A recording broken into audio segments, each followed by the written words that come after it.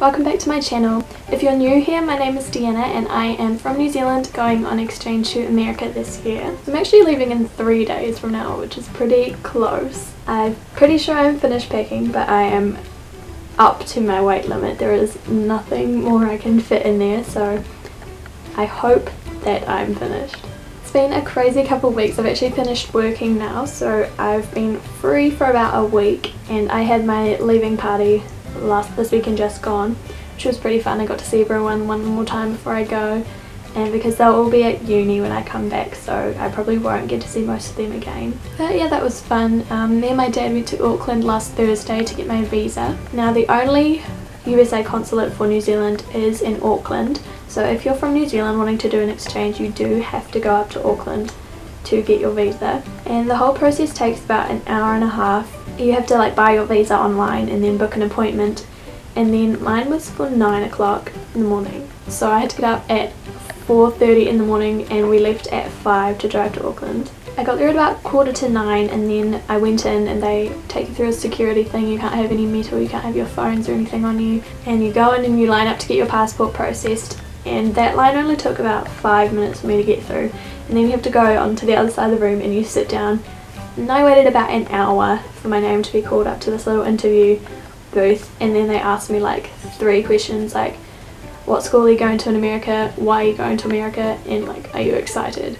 And then I just answered those questions and I was basically on my way. There were some people in there that took 20 minutes to have their interview, because obviously there were some problems with them wanting their visa, and they were wondering if they were going to stay there for more than a year, which you're not really allowed to do without a real good reason. But yeah, mine was just in and out. But if you do go get a visa, I recommend taking a book with you, because once you get your phone taken off you, you've kind of got nothing to do, and I was just sitting there for an hour just bored out of my mind. When you get a visa, you actually have to hand over your passport, and then it takes about 3 to 4 days to get it posted back to you, but there's always a risk that it can take more, and when I went there that was exactly a week before I'm meant to be leaving, so it was a bit stressful thinking that I might not get my passport back in time.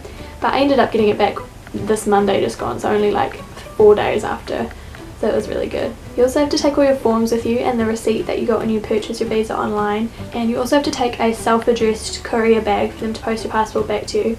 I did this, but then I didn't actually end up needing it, because for some reason it was covered for what I was getting, but the exchange company had told me I needed to take one, so I did. But you might not need it, but I would take it. And I was told by my company that I had to bring one of my parents' pay slips to prove that we had $3,000 at least that I would have access to, so that I wouldn't become a burden on the United States economy. I wouldn't go over there with no money and become homeless basically. So I didn't actually end up needing that. The lady didn't even look at it really. She's just like, oh, you can have these back, I don't need these papers. So I don't know if they don't look at those anymore, or if they just don't really need them. But do take it, I think, because if you end up going there without it, there's a chance they won't need it, but if they do, that could end up quite bad for you, because you'd have no proof that you're going to be financially stable. Speaking of money, I think one of the best ways to take money for your exchange is to take it on a preloadable travel card, and I know there's quite a few out there. The one that I've got is Cash Passport, and then I also got sent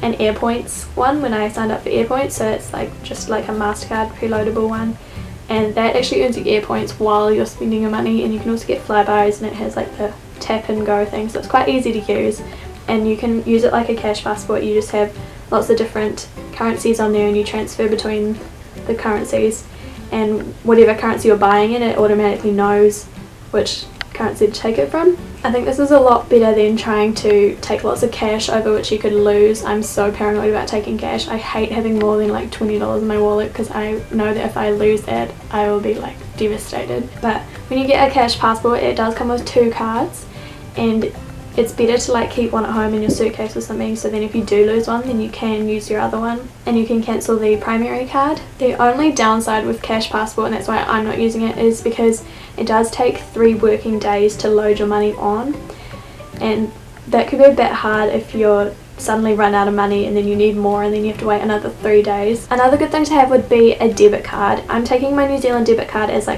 backup, as it does, I think, incur a fee when you use it, which I don't think is that much, but if you do use a travel card, then you're locking in an exchange rate, so then if the exchange rate does fall heaps, then you've still got all your money that you put onto the card at a certain exchange rate, whereas if you use a debit, then you're always using the current exchange rate, and if it goes down, then you've got less money.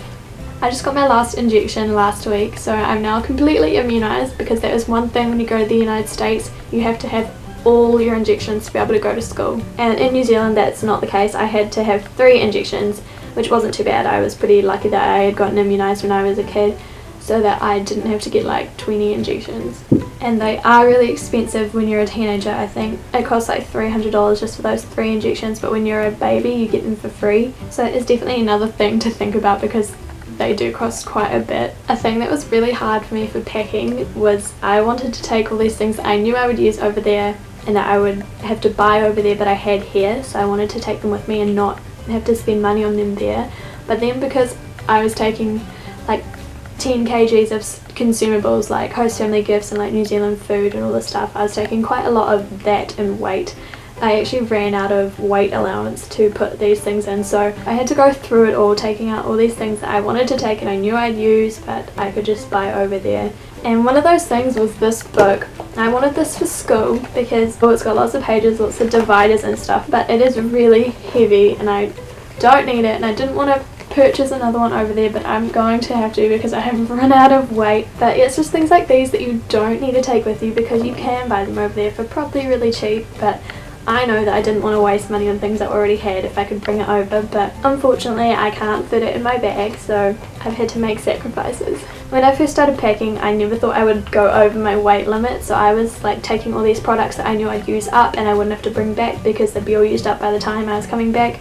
And I've had to take most of those out because I just don't have room for them, and they are things you can buy over there, like hair treatments and like face masks and stuff. I don't think people get how hard it is to pack for a whole year. Like, you're packing for all 4 seasons, you've got to take enough clothes so that you don't use all your money trying to buy your clothes for the year, and you've also got to take host family gifts, and those can be quite heavy. I know I've got a lot of food in there for my host family, and the weight really does add up. I've gone to the limit of all my bags. Currently in New Zealand it is pouring down with rain. I absolutely hate cold weather, especially at school. In New Zealand, schools are outside. Like, you have a classroom and you have to walk outside to your next classroom. And when it is raining, there is no shelter. You just have to walk out in the pouring rain and hope that you remembered an umbrella. And then at morning tea and lunchtime, you are just outside. We don't have a cafeteria or anything. They just make you stand in the rain. But I am very excited to go to somewhere where it doesn't really rain that often, especially since they're in a drought, which I know it was bad for them, but considering all the rain we're getting here, I'm kind of glad. Alright guys, that's all for today's video. If you'd like any advice on what kind of things to pack for an exchange, how to apply for these money cards, what kind of presents to give your host family, all that kind of stuff, just leave them in a comment below and I'll get right onto it. Don't forget to like and subscribe if you want to see more of my videos, and I will see you next time.